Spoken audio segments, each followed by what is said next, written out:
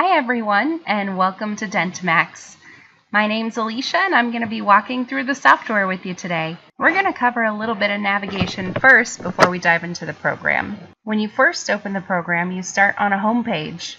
The home page is totally customizable to your office's needs. You can create different home pages for the different roles in your office. You can customize the home page for everybody to use so that you have common sections set up for general use, such as an insurance management section or a recall management section, as well as links to different websites that you might go to frequently. Our system is what we call a point-and-click system. So if you'll notice, we have a toolbar at the top of the screen that has patients, scheduler, chart, etc. listed there.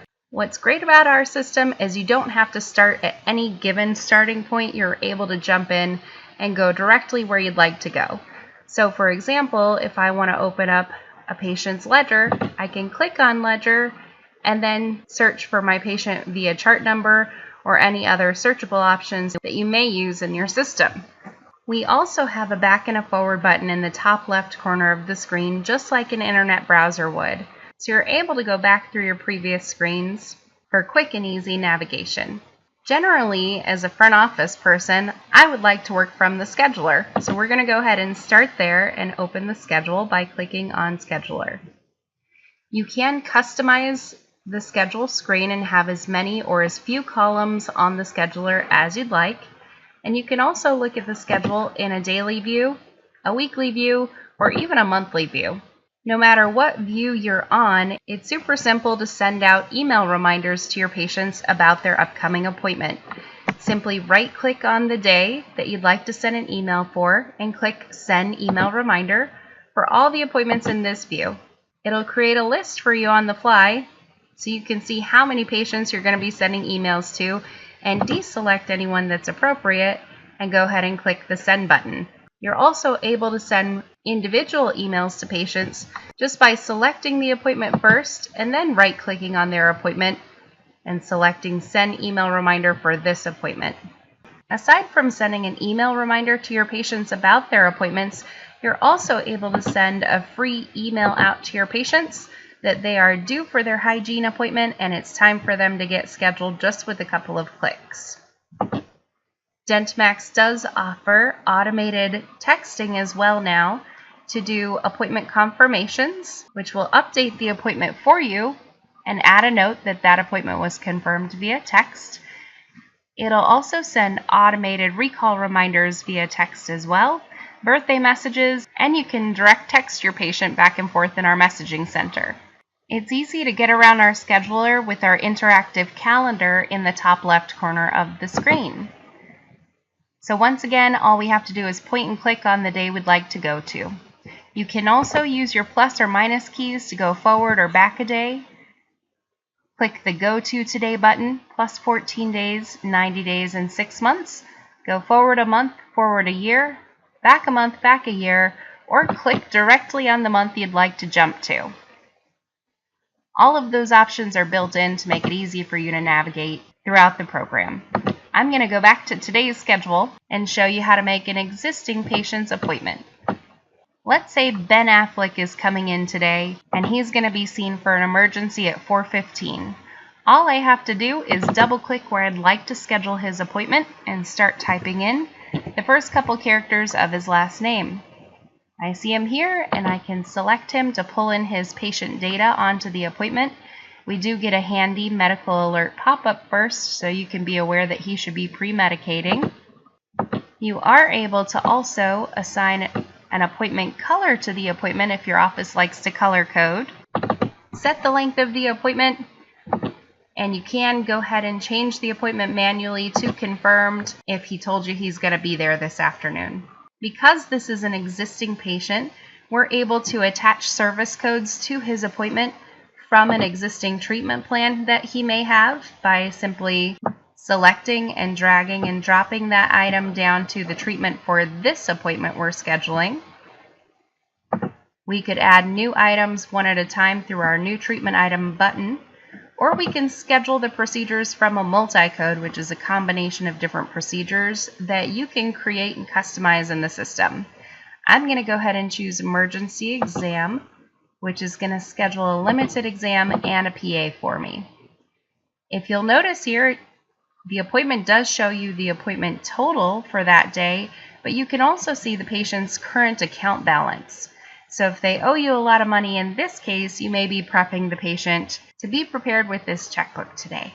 We do have the option for integrated real-time eligibility through one of our partners, either Dental Exchange or Apex, and that data will pop right up on the screen when you select the check eligibility option.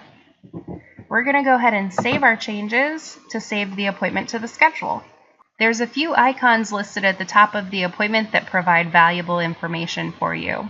Checkmark is indicating that Ben has confirmed with us. The TX is indicating that he has a treatment plan that we need to perform.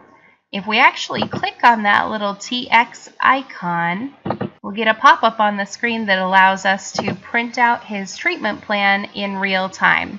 So you don't have to jump to any particular screen in order to collect that data and show Ben an estimate of what he'll owe for his treatment plan. We also have the medical alert button, which will give you his medical alerts if you click on that. And if you simply just hover over the appointment, you get additional details and, of course, a great photo here about the man himself. If I'd like to make a new patient appointment, I'm going to follow a similar path. I just double-click where I want to schedule my patient, but instead of searching for them here in the patient lookup space, I'm going to skip past that field and start plugging in their data. You can keep it as simple as just entering the name and a phone number for the patient if they don't have time to give you all their data, and you can ask them to come in a little bit early and fill out their registration information on your in-office patient kiosk. The kiosk software will actually allow your patient to enter in head of household information, insurance information, medical alerts, previous dental history, and even allow your patients to sign any office-specific consent forms that you want to attach to the kiosk software. I'm just going to set the length of the appointment for George, schedule his appointment from our multi-codes, and choose Initial Adult Visit, and save my changes. The main difference between the appointment for the new patient and an existing patient is this little person icon. When the patient actually comes in, this little person is flagging you that they need to get registered in the system. All we have to do is select their patient appointment, and in the options menu, click the option that says Create the Patient File with the same little person icon. Once I select that, it's going to open up my patient information screen where I can go ahead and fill in the rest of the pertinent data for the patient. Let's say George is coming in today for an exam, but he doesn't need a cleaning yet for a few months. Our system will actually allow you to put in his cleaning frequency and manually set his next recall date, since we don't have any history yet in the system prompting us to call him. This allows us to close the gap to make sure our new patients don't fall through the cracks in getting rescheduled for their recall. On the patient information screen as well, you do have a space to customize your referral sources and are able to run specific reports to track what marketing resources are paying off for you. You're thanking your patient and provider referrals appropriately. At the top of the screen, we have a number of different tabs listed here, all of which contain different information. I'm going to go ahead to Insurance Info, and we have a space here for primary insurance information and secondary insurance information. If they don't have any insurance, it's simple. Just leave it blank. If they do have primary insurance, you're able to choose who the subscriber is of the insurance plan and what their relationship is to the patient. If it's the patient themselves, just choose Self.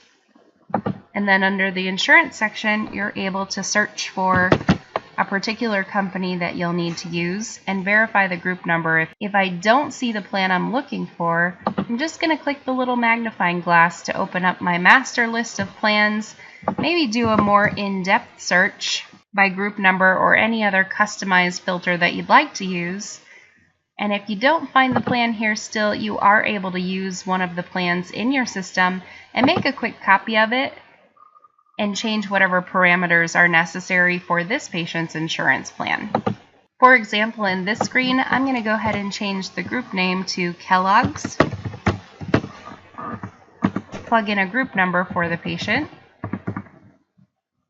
and just verify and edit the frequencies and limitations of their insurance plan as needed. In the coverage tab, you're able to change the deductibles, when the plan renews, the maximum for the plan, and of course the default coverage table. You are able to break down the default coverage table all the way to the code level if you'd like to. Our system will also retain payment history or payment information from that given group number so that it will more accurately calculate what the patient owes in any downgrade situation as you go and continue to build history in the program. We'll just go ahead and save our changes now and have very quickly created a new insurance plan.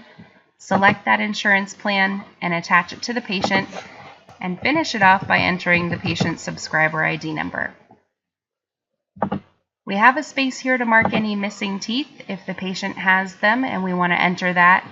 On the front office end, any medical alerts we can go ahead and select here, and then any current medications that the patient's taking you're able to enter as well. We have a few extra tabs for custom information that the office is able to set up based on your needs. And we're going to go ahead and save our changes for this patient. Now that George is an existing patient in our system, let's go ahead and check him in. We're going to simply right-click on his appointment and change the status of the appointment to ready to be seen. That green dot is what's going to signify to the assistant to come get the patient seated. The assistant can also work from the schedule, which is great, so that they'll be able to watch and see when their patient's ready and available to be seen, and it makes it easy for them to navigate through the software as well. So in the operatory, they're going to select the patient appointment and then click on the chart screen in the top toolbar. They'll get a pop-up immediately alerting them of any medical or important details that they need to know about the patient. And if by chance the front desk marked any missing teeth, they're able to see that right away. This screen also has a number of tabs laid out here in the middle, and you are able to actually click on those tabs and drag them to the right in order to view multiple items at the same time. Now, because this is a new patient appointment, I can see that they don't have any history of anything yet. So we want to go ahead and start building our exam information for the patient. I like to start with our existing restorations and missing teeth. The way the charting works is that you have a view mode and an entry mode. The view mode is color-coded, so anything we see in red is going to be our treatment plan.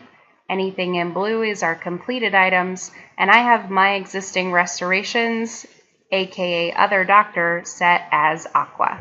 You are able to click and change those colors as you'd like to, based on your office's preferences as well. Your entry mode is what you're entering into the system.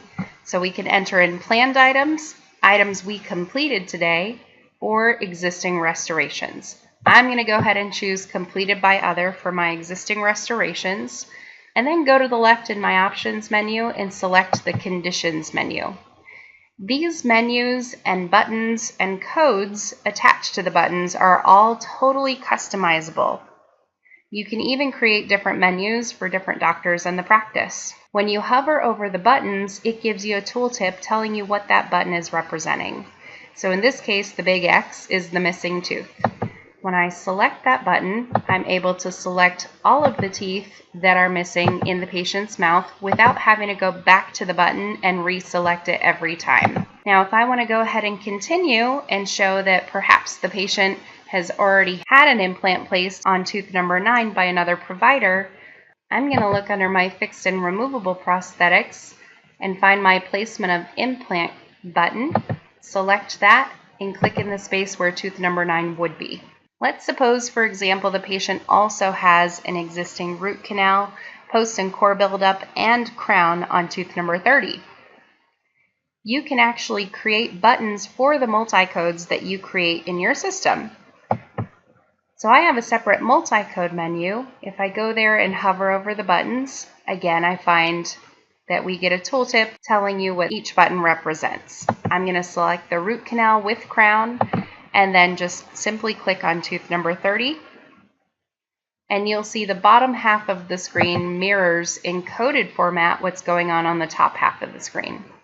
So here's my root canal, my crown, and my post-core buildup. And of course, somebody seated that crown for the patient as well. Let's go ahead and suppose that we also find a few issues for the patient. If I go back to my conditions menu, we have a number of different options here. And again, keep in mind that you can add to the menu and create more condition codes that you may want to use.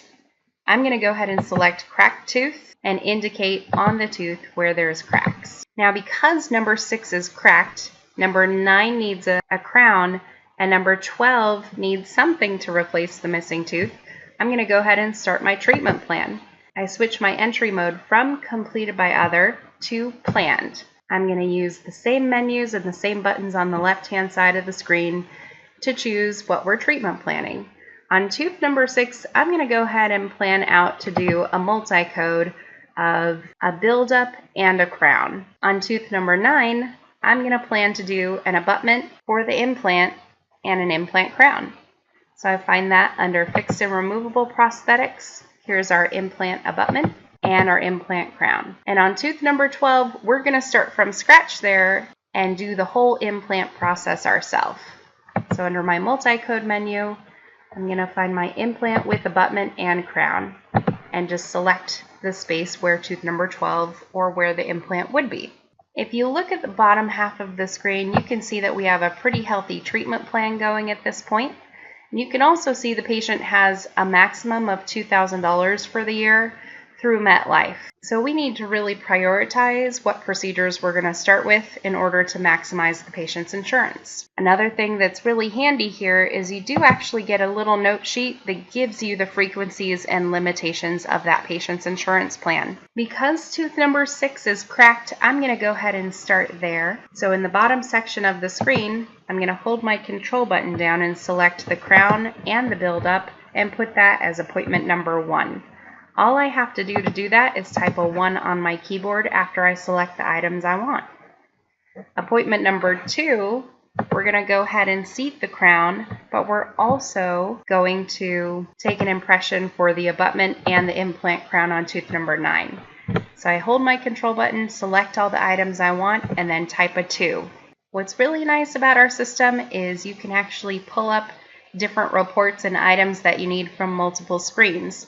So instead of generating the patient's treatment estimate from the schedule, I can actually go to my options menu and pull up the patient's treatment estimate right from here. If you take a look at the patient's treatment estimate, you will notice that our system will automatically calculate, based on the fee schedules you plug in and the insurance data on the plan, what the patient's going to owe per each procedure, and it has put that in the order that matches the order you place those items in. So the patient has a nice subtotal here as far as what to expect to pay at each given appointment. Backing out of there, perhaps the next step in the patient's appointment is to scoot over to the hygienist, and they're going to run through a perio exam with the patient. We have a couple ways to get to the perio exam. We can either click perio from the top of the screen, or you can click directly on new perio exam from the options menu. You'll notice as soon as we open that all of the missing teeth we marked are already missing from the perio exam. The perio exam works like a grid.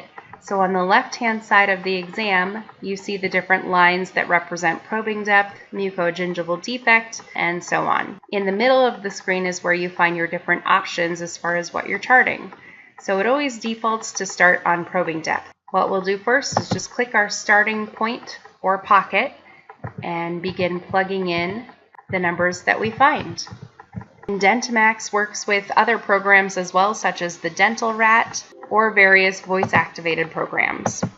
You can mark any bleeding points for the patient as well, or any suppuration that you might find, or maybe a combination of the two. If the patient has plaque that you need to note, you can, as well as bone loss. You do have a specific spot here to put in any perio exam notes that are important for this patient, and then simply save your changes in the options menu.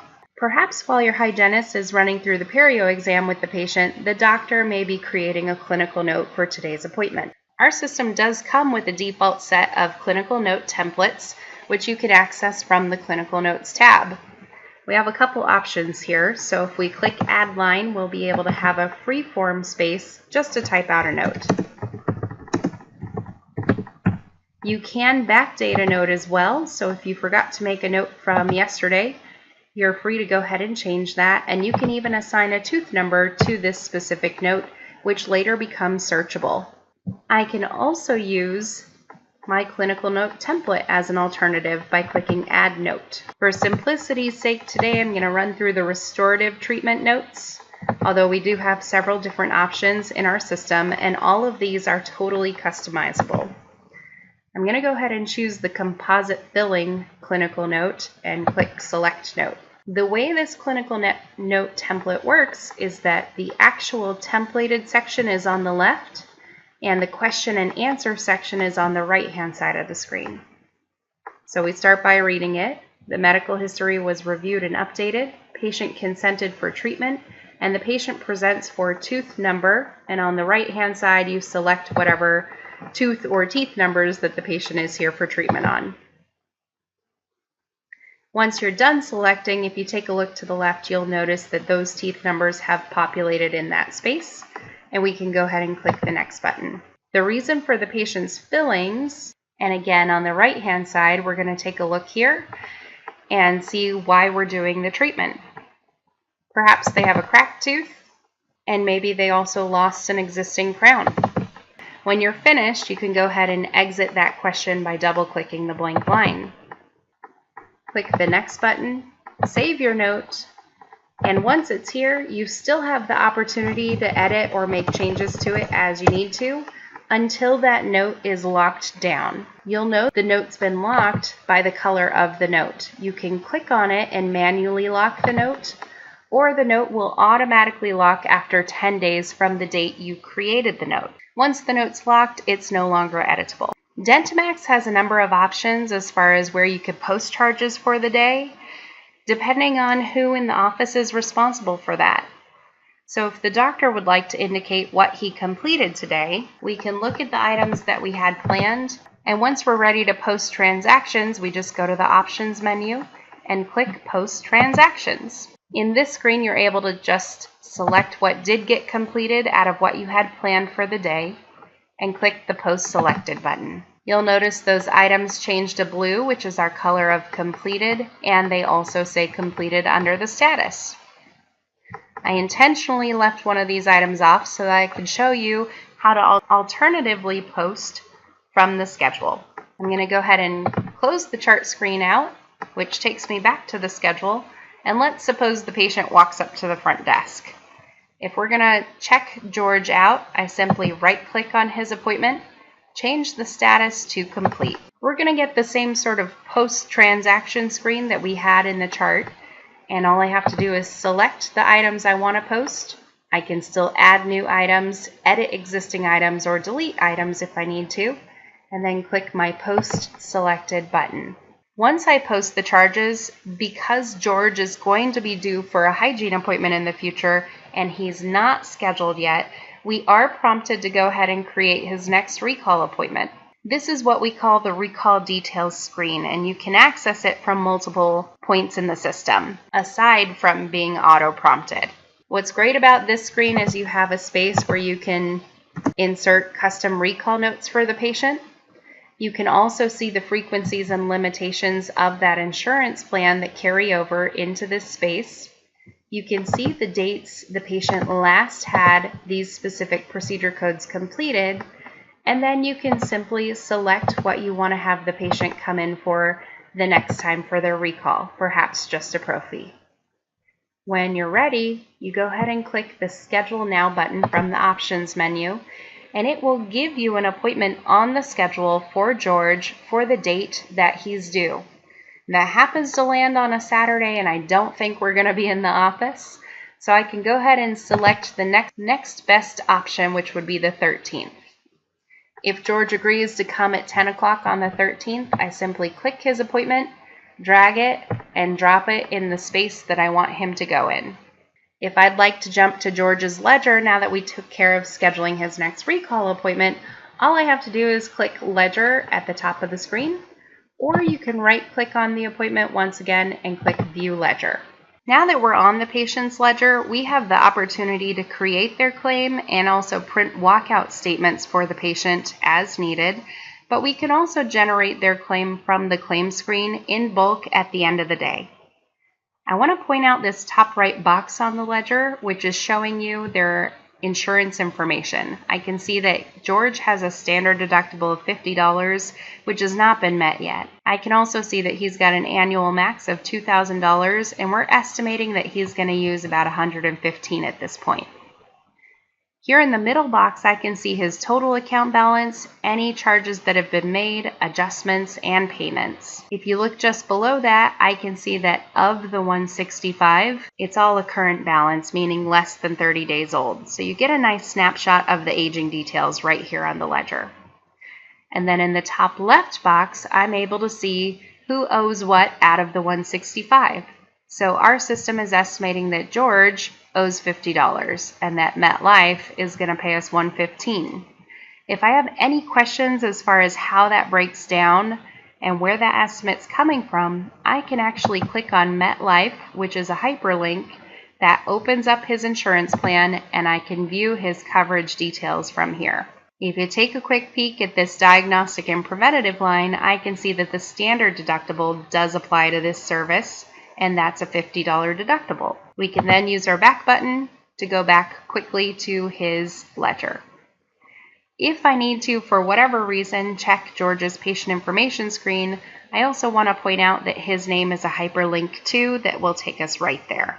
Our system does line item accounting, which is something really special. It's designed to mirror the patient's EOB and the office's EOB that you receive from the insurance company, so that there's no question as to why the patient owes money. If you take a look here at the transactions, we can see the D0150 for a comprehensive exam. We're billing out $40. Patient has not paid anything, nor have we given any discounts. The insurance hasn't paid or given us any adjustments. So the balance for that item is still $40, and so on for the next couple procedures. I'm going to go ahead and collect George's $50, give him a walkout receipt, and get him out the door, and then deal with the claim after. If I go to the options menu, we have a section to enter a payment, and I click Add a Patient Payment and Adjustment. In this screen, I'm able to choose how George is paying me, maybe plug in a check number if that applies, and I'm able to still see what his estimated balance is. I can click Pay this amount next to the value that he's paying, and the system will automatically distribute that money for me based on the items that George was set to pay towards. I am able to change this layout if I want to reallocate the funds to different transactions as well. Well, once you're done, go ahead and click Save Changes in your options menu. Now that George has paid us for his portion of the comp exam and bite wings, we can go ahead and get him a receipt and then generate his claim. If I go back to the options menu, I'm going to click Print a Walkout Receipt, and we have a number of different walkout receipts that you're able to use in the system based on how your office collects money from the patient. And you can see George's information right here. But you can see at the bottom of the screen the total charges, total amount he paid, and then the total family balance. Due right now is $0 because it's pending to insurance. And of course, we also get a note for George's next appointment for recall. Now that we've posted everything and sent George on his way, we can go ahead and jump to our claim screen and create his claim at the end of the day, if you don't like to do it per patient. From the options menu in the claim screen, I just click Create Claims. 26 claims created today, including George, and right now they're all ready to bill. We have 2 clearinghouse partners that we work with to send e-claims to, so if you sign up for either Dental Exchange or Apex, all you'd have to do is click Send e-claims, and all those claims that are ready to send will go out to be processed. Also, just like the claims, you are able to create statements in bulk as well, or per patient, from the report screen. And lastly, if you have anything left over that you need to scan in for the patient, you're able to just select your patient from any given screen and click the double sheet of paper icon in the top right corner, which will open our DentiMax Document Center in order to create patient letters and templates for the patient, add documents that you print to the Document Center instead of using paper. You can add signed documents here, scan documents, upload image files, ID cards, EOBs, and even the patient registration information from our kiosk will save into this space as well. The folders can be customized so you can create a space for anything that you need to have organized. I want to thank you all for joining me today, and if you have any questions, please don't hesitate to reach out. Have a great one!